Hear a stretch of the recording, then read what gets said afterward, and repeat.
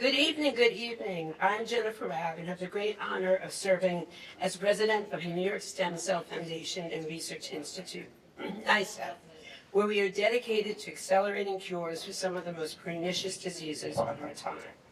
Our one-of-a-kind technology, coupled with the potential of stem cells, makes us confident that our grandchildren will look at Alzheimer's, diabetes, cancers, Parkinson's, and other diseases the way our generation looks at smallpox, as diseases of the past. Given the recent upheaval in the NIH, the historic source of science research funding, the mission of NICEF, what we do on these floors as a private research institution, has become even more crucial to make innovation in science move forward. But sometimes even we like to pause and reset. Sometimes scientists read history books, especially when an extraordinary lawyer and counselor has written one, someone who knows firsthand from his own health struggles the benefits of research and innovation in conquering disease. As he notes in the acknowledgments, Richard's cancer was cured by blood stem cells, a different type from the stem cells we create on our robots upstairs, but equally miraculous. And we at NICEF are privileged, Richard, to celebrate you tonight in our space, because by doing so, we honor your amazing contributions to the nonprofits of New York. There are a long list of impactful institutions in New York that have been guided by your wisdom and wise counsel, and supported by your and Melissa's generous philanthropy. Just to name a few, we welcome tonight friends from Grand Wyndham and the Sanctuary for Families, just two of the long list of nonprofit institutions that are forever grateful for Richard's committed leadership and advice. And so it is appropriate that we celebrate and welcome Richard tonight to talk about his fascinating new volume, Finding Ruby, the bright and dark sides of a family's fervent idealism. At its heart, Richard's book and the long years of inquiry that preceded the actual writing bear a remarkable resemblance to the work we do here at NICEF. The author's search for Ruby was, in a sense, all about family DNA. In this case, Richard's own grandfathers, who volunteered to fight in the Abraham Lincoln Brigade against fascism in Spain before World War II. Actually, two of Richard's grandfathers did so, but only one of them lived to tell his story. The Ruby of the book's title did not. He died under circumstances that baffled his widow and upset his young daughter, Richard's mother, Toby, whom so many of us have the great privilege of knowing and loving, and the family swept the details onto the proverbial rug, not only because they wanted to move on with their own lives, but because both grandpas were devoted party-line Bolsheviks, all in for Joe Stalin. But that meant they also occupied the vanguard of progressive New Yorkers and sensed a far greater threat both to Jews and to democracy from the rising aggression of Hitler and Nazi Germany. In short, it's complicated. You almost had to be there. But Richard wasn't. All he had growing up were unreliable, glossed-over family fables, a few faded photographs, and a mysterious briefcase he had unearthed in his grandparents' Connecticut basement as a young man in his 20s, and which vanished just when he finally decided he had to solve the mystery of his own origin, and no matter where it led him. Yes, he ultimately got his hands back on that elusive briefcase and the secrets it housed, but the mystery only deepened. Why were Ruby's letters published in a communist magazine? Why were some of them written in Yiddish? Why did Ruby write erotic poems seemingly directed at his own sister-in-law? Why did his wife allow, no, encourage him to leave home to fight against Franco in a dangerous conflict overseas?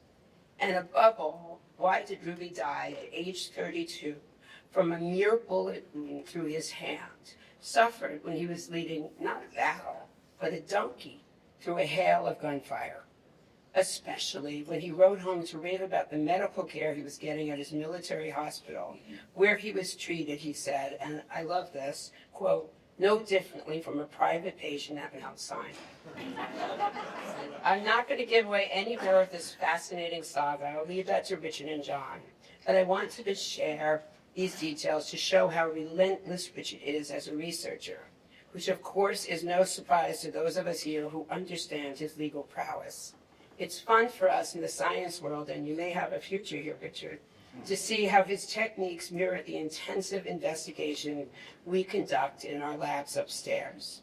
Like NICEF researchers, Richard made use of every tool at his disposal to comprehend his subject, to solve these mystifying puzzles, just as we do to understand our subject's genetic makeup. We have the benefit of high-intensity microscopes, robotics, and AI. Richard had a briefcase and a healthy obsession. But in the end, there's not much difference between a blood sample and a blood relative. The challenge is to unlock the secrets. As Richard writes, quote, his mission was peeling away the layers of my grandfather's life and picking up cues.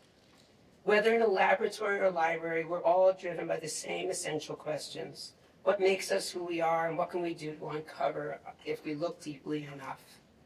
We can't really understand our future, much less impact our destiny, without understanding our history.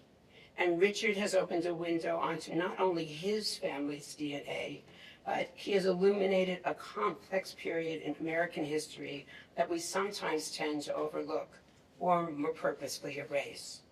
So it is a pleasure to welcome Richard, an extraordinary counselor, a devoted husband and father, a great cook, and an even better friend. And now a historian and author to tell us his story, Ruby's story. The story of a passionate, literate, romantic, incredibly brave, somewhat misguided, but truly fascinating man with a backstory.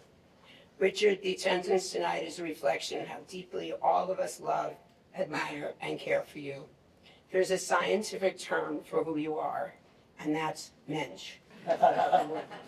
And speaking of science, before I bring up the man of the hour, I did want to invite all of you to learn a little bit more what happens in this space. As I mentioned, and Richard writes so movingly in his book and his blog, that he thrives today thanks to the miracle of stem cells, specifically blood-forming stem cells donated from someone else's bone marrow.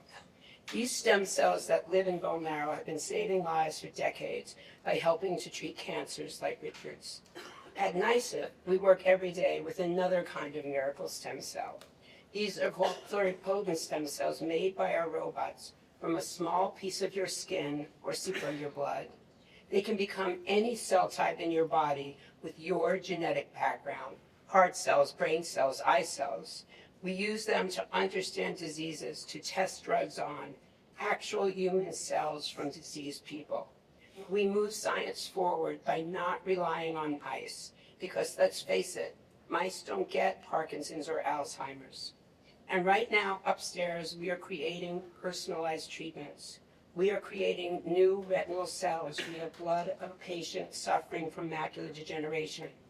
When the cells are ready, they will be transplanted back in the patient's eye, and we believe they will restore their vision. We're not there yet, but we believe that it will be routine for our grandchildren to bank their stem cells to regenerate parts of their bodies. So after the program, look for some of our staff in the back and come upstairs to learn about how our robots, stem cell research, and artificial intelligence are accelerating cures. Now, speaking of miracles, Richard has had not one, but two in his life. And I, of course, refer to the miraculous Melissa. Having been there, I, like many of you, can attest that Richard's recovery was as much due to Melissa's devotion and attention as it was to stem cells from bone marrow. I could go on all night giving my love for Melissa, but let me just end this too short tribute by asking, who, of course, found the briefcase? I mean, do we have to ask? Theirs is a great love affair, which we are all lucky to be a part of. So let's take a moment to give Melissa a round of applause.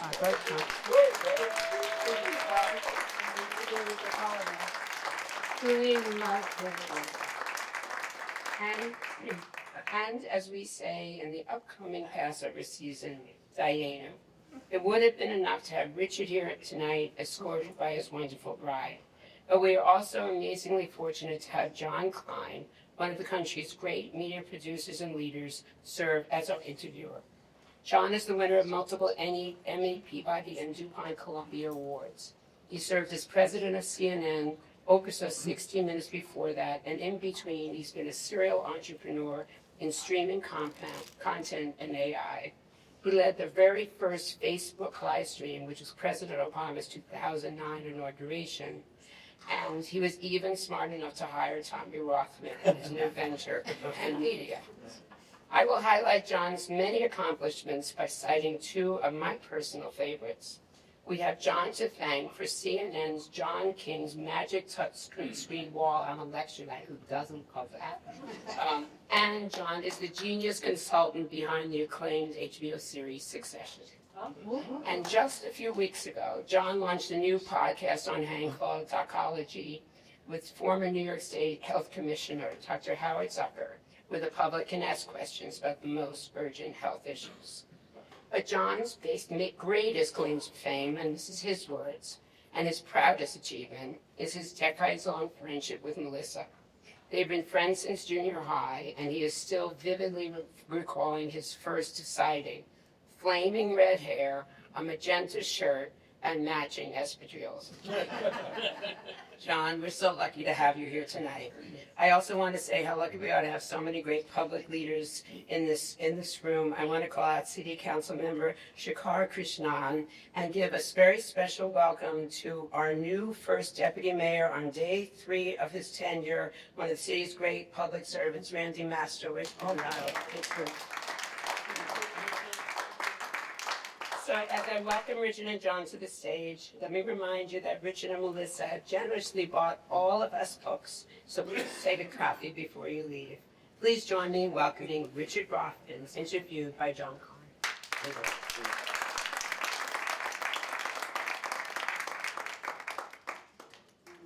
Jennifer neglected to mention that at the end of this session, they've actually been recreating booty from stem cells.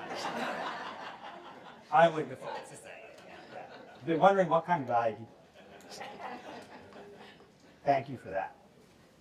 And for this. Thank you all for coming. We'll wait while you read the book. And if you have any questions, just we're going to talk for 20 minutes or so, and then beware the blazer. Yes. I said author's choice. Philip Roth would wear whatever he wanted. Right. I said I'm no Philip Roth, so I'll wear the blazer. And I said, well, with the dirty puff, you're not far off. Yes. So, with that, Rich, first of all, it's great for those of you who have not had a chance to read the book. You know when your friends write a book, it can be a mixed bag, right? I mean, it's exciting, but it's also an obligation. You have to read the book. Luckily, in the case of Finding Rudy, it turned out to be an incredible story. So superbly told. And I just breezed through it. And I'm going to ask you to read a section in a moment. But first, Rich, can you just frame this as if we're watching the beginning of Star Wars Episode 4? When was the Spanish Civil War? What was it all about? So we understand the setting against which Rudy's story took. The Spanish Civil War started in the summer of 1936. And what had happened was, before the war, going back a number of years, there had been back and forth between the progressives, socialists, and on the one hand the military and the church on the other. In 36, the left-wing constituents banded together. They won the election, and the conservatives tried to overthrow them. Franco originally was not the leader. He was a young general, and at the time it was very complicated in terms of what other countries would do. It was really just started as a civil war, but then Franco was able to convince first Mussolini and then Hitler to jump in and support their cause. It got various countries took different views. England and France were still smarting from the losses of World War I, very reluctant to get involved in another conflict. Russia was more worried about Hitler than anyone else. All of the countries, including Germany and Italy, signed a non-intervention pact, which Hitler and Mussolini promptly disregarded. Roosevelt insisted on neutrality, forbid Americans from going to Spain, which is why, as Ruby and other volunteers had to go to France. They took boats to France and then had to travel down through France to southern France and had to return. So ultimately, as Hitler and Mussolini really ramped up and were essentially testing the weapons in their armies as a preview to World War II, the Soviet Union backed the democratically elected government. Hitler transported the Franco's army, which had been stuck in Africa, to Spain, and the Communist Party summoned volunteers from all over the world to come support the government against the attempted overthrow. So you had international brigades from 50 countries around the world. The United States was just one, and there were about 3,000 Americans who went to Spain. And Ruby was one of them. And Ruby was one. Ruby had been an officer in the Queens division of the Communist Party. I didn't really have an appreciation as to what his role was until I got to the very end of my research and found a 1935 manual of the Communist Party, which it was like an army field map, laid out in excruciating detail what the mission was and what the role of each layer of the party was. So he was an elected section organizer, and then they prescribed exactly what each officer had to do. The level of detail was ridiculous. I mean, they were laying out what an agenda for a weekly meeting would look like. a lot of control from the top. Unbelievable. And did that include summoning them to go fight? Because Ruby had a wife. Ruby had a wife, that's his wife, and my mother was 5, just turned 5 at the time. They were summoned in September. At first, the Communist Party didn't disclose its involvement because they wanted to recruit people who weren't communists. But then, I think it was either in September or October, they went public, and the Communist Party recruited the volunteers, and on some they rejected it. They rejected people who they suspected of being Trotskyists. There was a huge schism on the left between the Stalinists, the communists, and the Trotskyists, and they were killing each other. The communists actually assassinated the leader of one of the Trotskyist organizations in Spain. But in any event, there's a debate as to whether some of the Americans were actually ordered to go to Spain. People take different views of that, but they certainly summoned them. They did the recruiting. They rejected some who they thought were too important to go to Spain, including one of Ruby's best friends, who wrote the autobiography that I write about a lot in the book, because they wanted him to assume a leadership role in this country, and he became first the leader of the Harlem division of the party, and they had a big drive to recruit African Americans, and then became one of the senior leaders of the party, and ultimately went to jail in 1950s during the McCarthy era. He wrote an autobiography and really gave, which I just stumbled upon, like the rest of my research. But he wrote an autobiography, and as I didn't know anything about it, as I came to chapter 5 in his book, I realized that, well, actually, it was chapter 5 in another book. The introductory quote was to this autobiography, and I recognized the name because Ruby had written a poem about him, and there had been a letter in the briefcase that he had written to Ruby. So I got the book on eBay, and in that book, I got the first sort of human picture of Ruby. He described Ruby, he described Rose. They had lived in Queens, and they had it was almost like a salon. They had these discussion groups. Ruby was really devoted to literature, and Rose was an artist. And so they would get together in their apartment. They were married, and which was unusual at the time among the left wing. Very few were married, fewer had kids. And so they would get together and they would discuss art and they would discuss literature, and then more often they would have discussions of politics. They would have debates. People would come in and debate different sides. And this man who wrote the autobiography, George Charney, said it was Ruby and Rose that led him to the Communist Party. And the three things that led them to the party were, one, the opposition to fascism.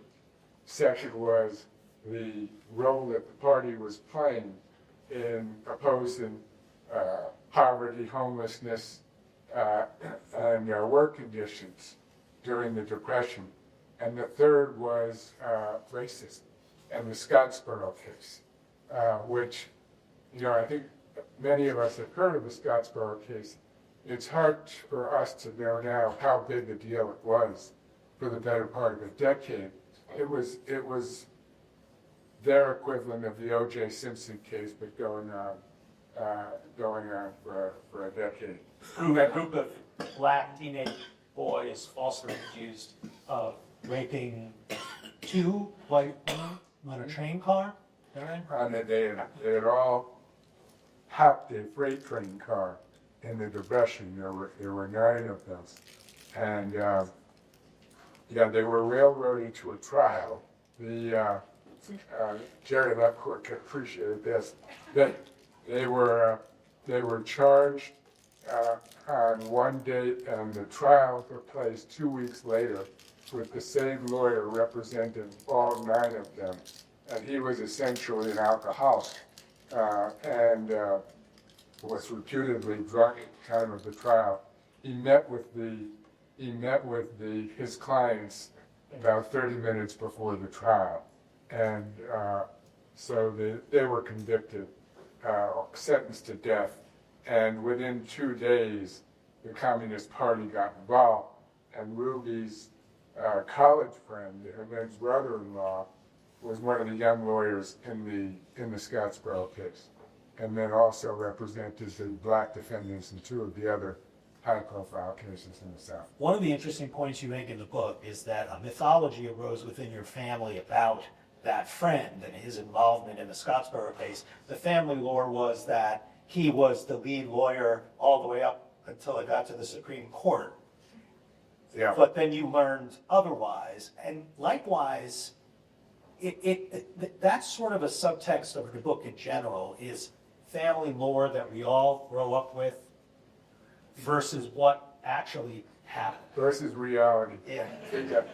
Yeah, my family lore mostly came from my mother, and who I tried to downplay a lot of this because she was always afraid that that my communist pedigree would come back to haunt me. that my law firm would fire me if they knew, that my grandparents were communists. My parents certainly had their own values. Maybe she was worried about that. But so all I got were small snippets of conversations. And frankly, it's hard. I learned a lot about memory doing this. It's hard to know actually how much of this was due to the fact that she was feeding me bullshit, and how much of it that I was just misremembering. But the family lore was that this guy, Irving, who was, he was not only Ruby's brother-in-law, they had met in college at Syracuse, and they were married in a double wedding. It was my Uncle Irving and Ruby's sister, and Ruby and Rose. They got married in a double wedding. And my mother always told me that double weddings in the Jewish religion were bad luck. I have no idea if that's true. I was never bar mitzvahed, so who knows? But she said it was bad luck, and both husbands died young, because Ruby died at the age of 32, and Irving was dead by the age of 41. But the family lore was, as John said, that Irving was the lead lawyer in the Scottsboro case until the case went to the Supreme Court, when they didn't want the case associated with the Communist Party, so they brought in another lawyer, a really high-powered criminal lawyer named Sam Leibowitz, who was not a communist, to argue the case before the Supreme Court. That was totally wrong. Well, the other piece of the family lore was that Irving had smuggled one of the two women who were allegedly raped out of the South in the rumble seat of his car, and brought her to a church in New York City where she recanted and confessed that she hadn't been raped. Her name was Ruby Bates, and it is true that she did come to New York and did recant, but it wasn't Irving who brought her. I think it may have been Irving's wife, who was also working for the party. Now, there was another myth that grew up around how Ruby died. But before we get to that, could you just read us a short excerpt of Ruby himself wrote about meeting that donkey on the day that he got shot? So this was the second letter he wrote after he was shot. The first one, it was the day after he was shot, and he said, "I was shot in the arm. It's no big deal. I'll be back at the front within 10 days. Write to me there." He then wrote 3 weeks later, and he wrote, "Wounds are stubborn things. If it were just a matter of where the bullet passed through, I would be ready to return to the front any one of these days." And then he went on. And one of the noteworthy things about these letters, it's a pretty long letter, he was shot in the right arm. He was a natural writer, so he wrote the letter with his opposite hand. And at one point he wrote he couldn't write to his parents because his father could read Yiddish and English, his mother only Yiddish. And he said he couldn't handle Jewish with his left hand. So this is what he wrote.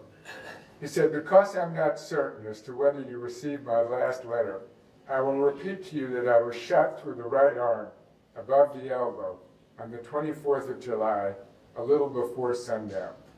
It was on the now famous brunette sector. How did I come to be wounded? It was on account of a mule, still one of the chief methods of transportation in this land. Our battalion was re-advancing to a position which, for strategical reasons, we had temporarily retreated from.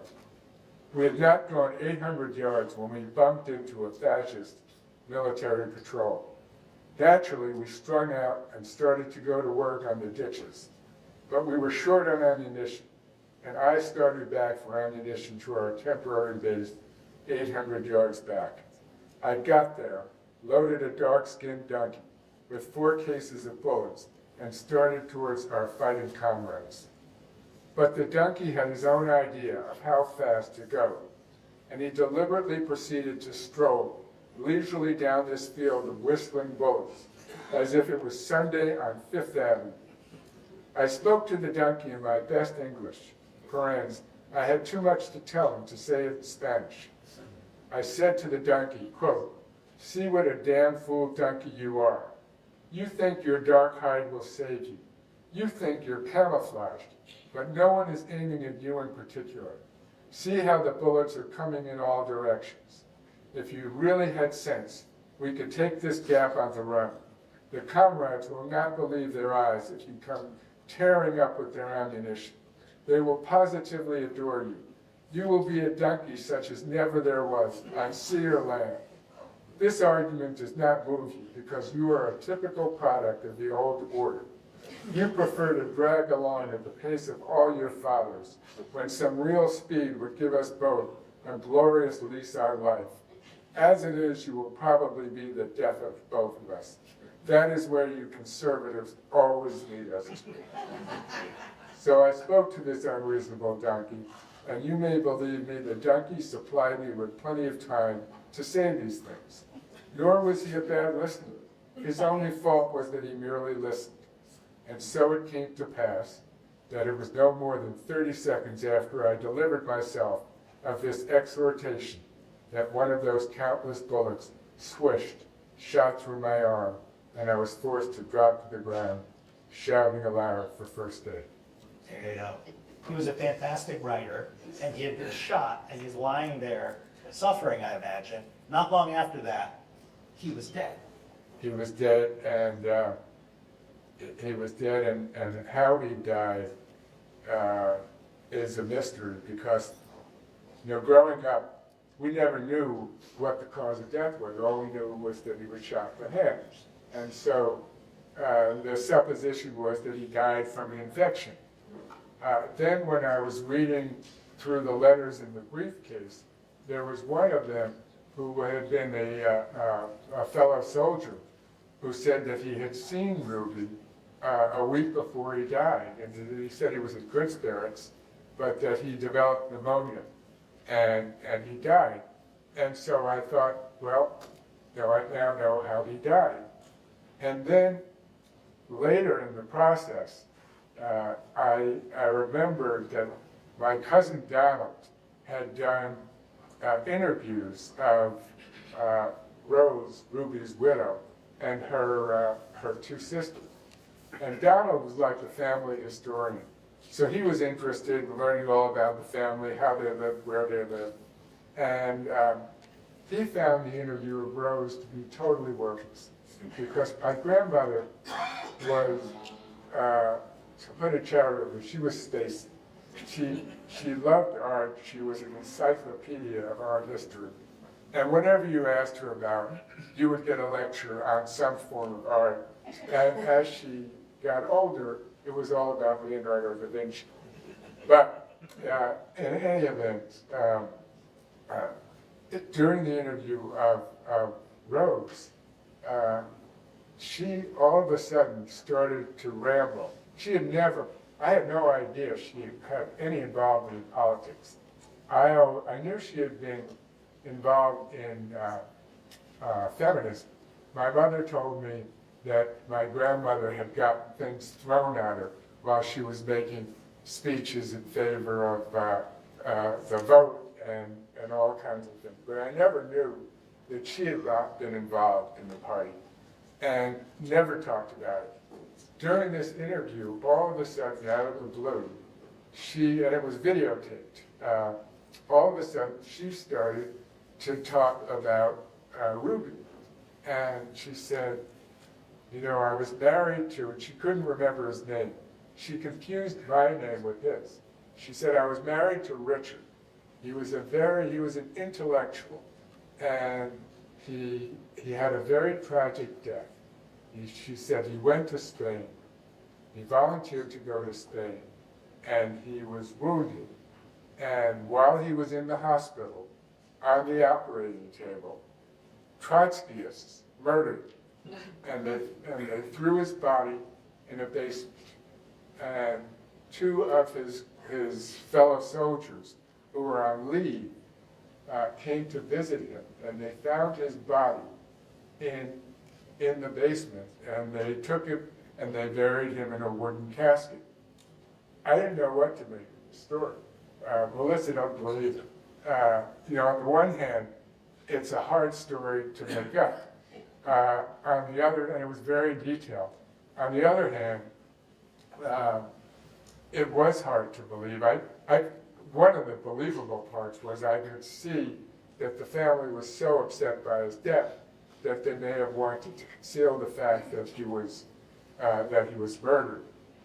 I actually, as a result of something I did find at the very end, after the book was actually going to print, when I stumbled upon something else, I think she was probably wrong. And the reason is, I now think that Ruby's was moved from the first hospital near Madrid, 250 miles, to a place called Mauritius, in between the first and the second letters.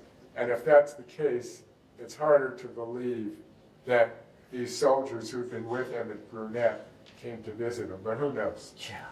We're going to get to your questions in a moment. I just want to ask you though, Rich, when you started this book, did you know what you were setting yourself up for? Right. Not a clue. The best way I could describe this is just sort of stumbling through the woods, getting lost, and then every once in a while picking up a new clue and getting deeper and deeper. And it was more and more work, but then you reach the point where you've already done X, so you might as well keep going. And it was like, and the other thing was just finding that my views and my feelings about all of it, including what I'd already written, just kept changing with each new discovery as I wrote. It was like looking at people's lives through a kaleidoscope, and also a lesson in history and how subjective history is. I kept thinking about how differently I looked at things and how close I came to missing things, and then thinking about how much I certainly did miss. So it's a very imperfect picture, but that's the name of the game, I guess, when you try to do something like this. What was it that Melissa contributed to this effort? Well, I would say three things. As you mentioned, she found the briefcase. The other is she was one of my editors, and it's funny. Melissa and I have completely different working styles, but we actually work together well because of that. I mean, it's taken us 37 years to get to that, but we work together well because we're good and bad at different things. And Melissa is a much more precise human being than I am, so she keeps me honest. But It's terrifying. she tries. It's a hard job. But the other thing that Melissa really did contribute to the book was she was critical of the fact that I have.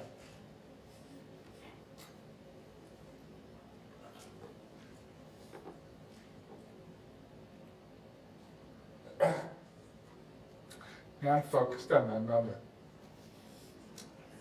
So that She drew that out of you. Yeah.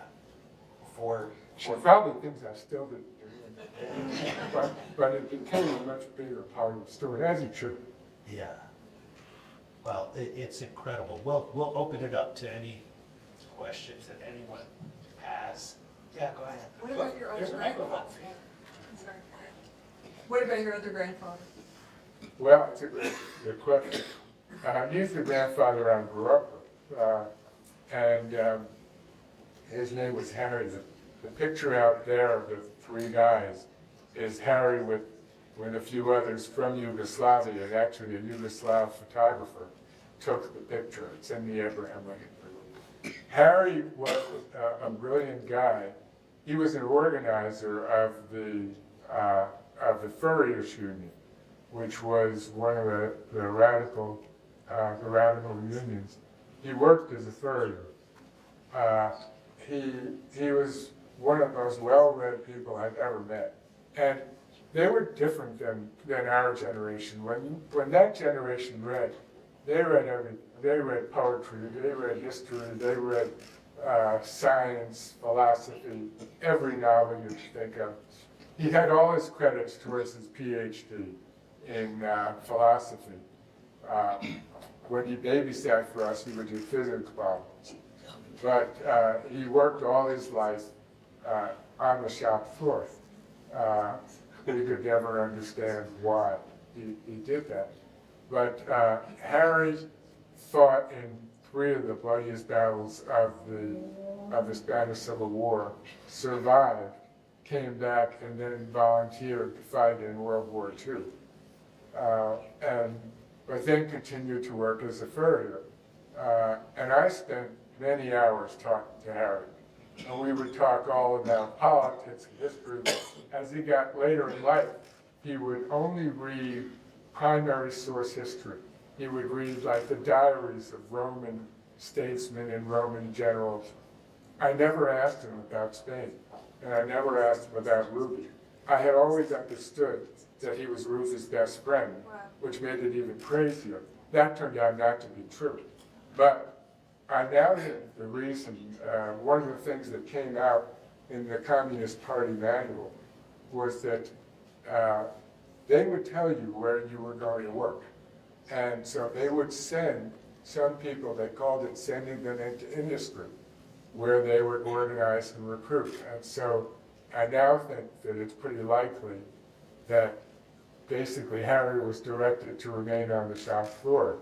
And so, basically what happened was in 1956, Khrushchev gave what became known as the secret speech, where he exposed the fact that Stalin had been a mass murderer, and the whole thing had been fraudulent. And it was, these people like Harry and Rose really felt like they'd spent wasted 25 years of their life. So Harry was the grandfather I knew about to build up with. Another question? Now that I'm thoroughly obsessed with how Ruby died, did you, in your research, find any other cases of Trotsky supporters coming into hospitals or into camps and murdering soldiers from the other side? Not in hospitals, but there was like an armed battle in Barcelona, and they were killing each other. The Trotskyists and the communists were killing each other left and right. It was like a civil war within the civil war. So is there, if that's the case, But it wouldn't have been surprising had they done that. maybe you could look back at instances that happened and track it backwards. I could. In my next slide.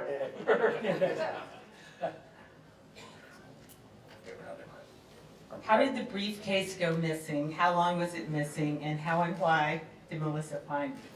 Well, my parents lived in Connecticut. I grew up in Dobbs Ferry, but they moved to Connecticut when we were in college. They lived in Greenwich. And I found it, I think I was in law school at the time. It was in a basement. And I opened it up and I started to go through it. And I didn't really spend any time, reading a lot of it, but I did come across the obscene poem.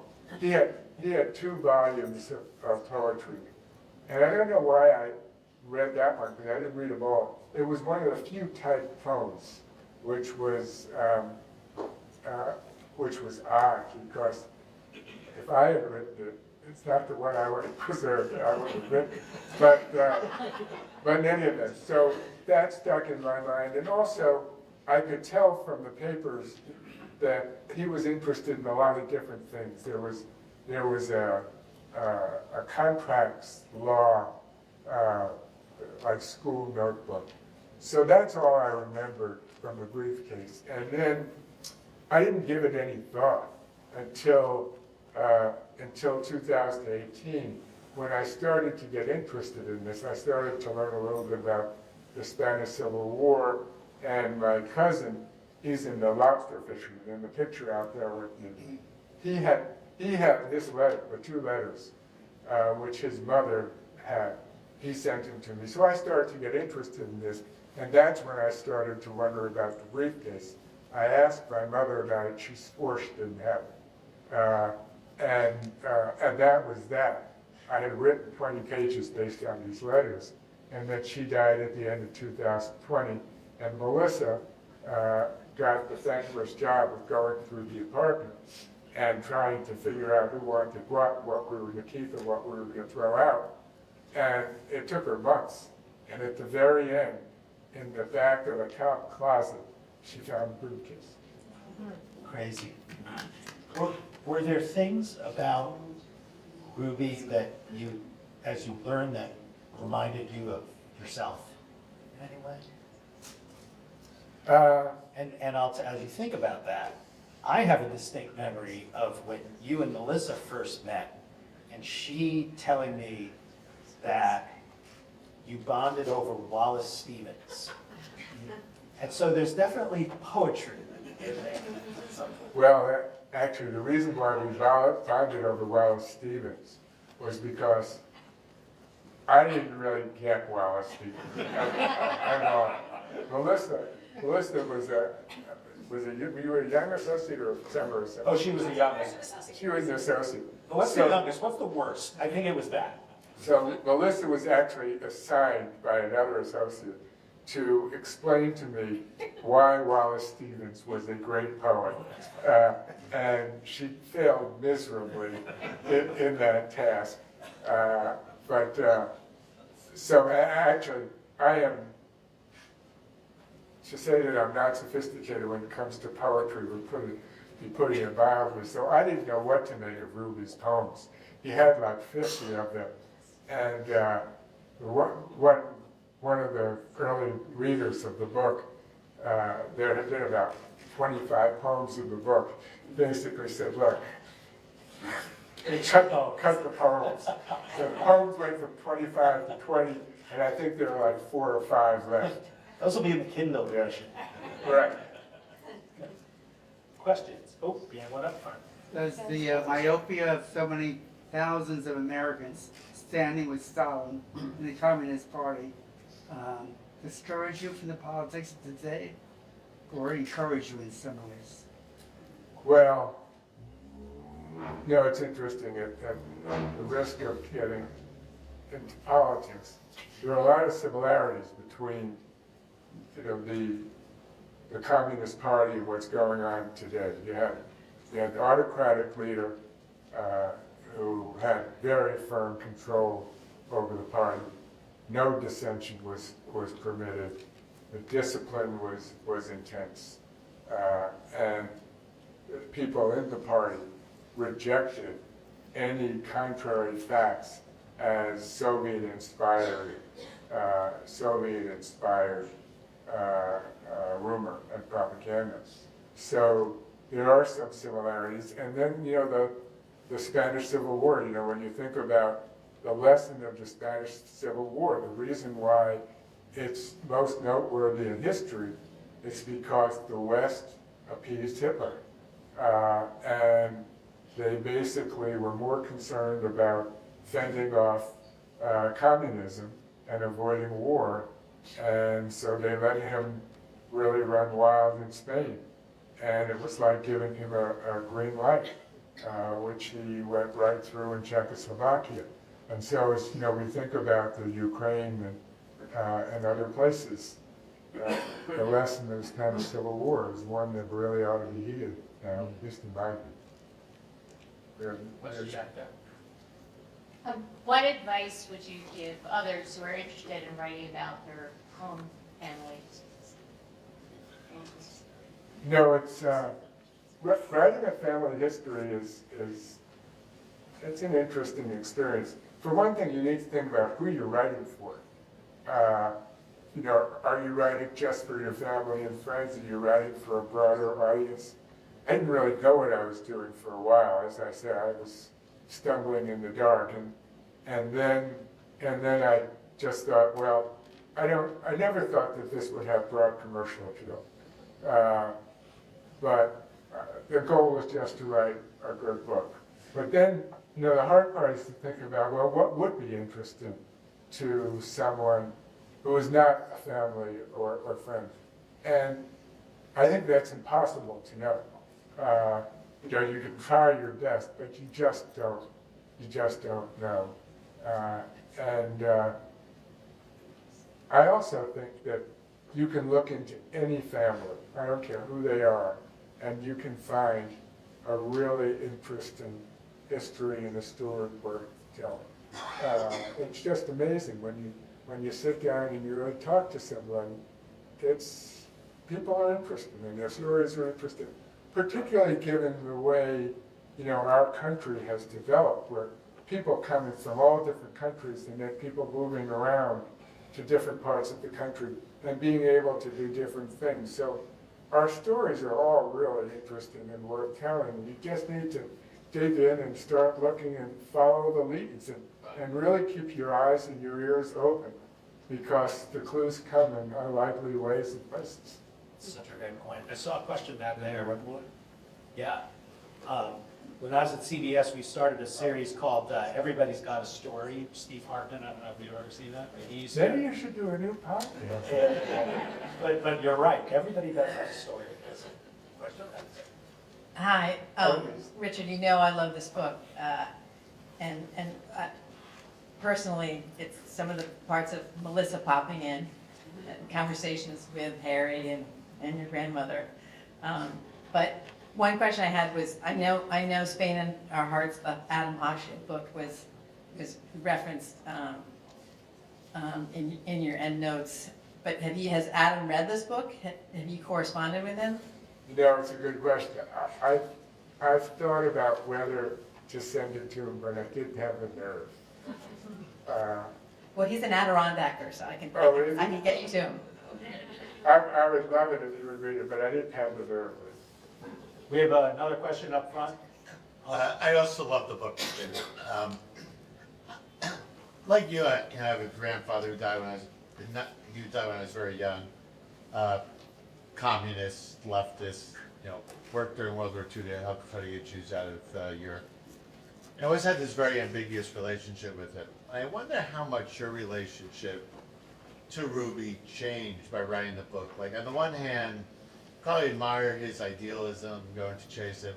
On the other hand, does it really bother you that he left your grandmother, left your mother, and died, for something that probably none of us maybe think was worth dying for, or few of us may think was worth dying?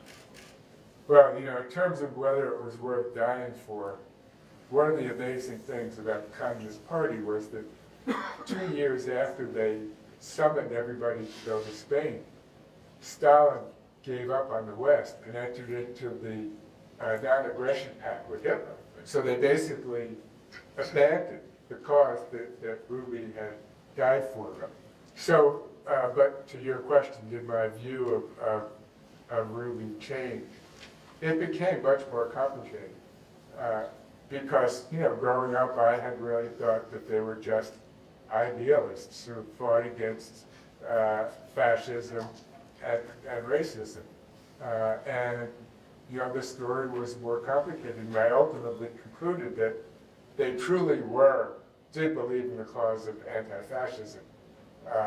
But they wouldn't have gone had they hadn't been summoned. And you do wonder.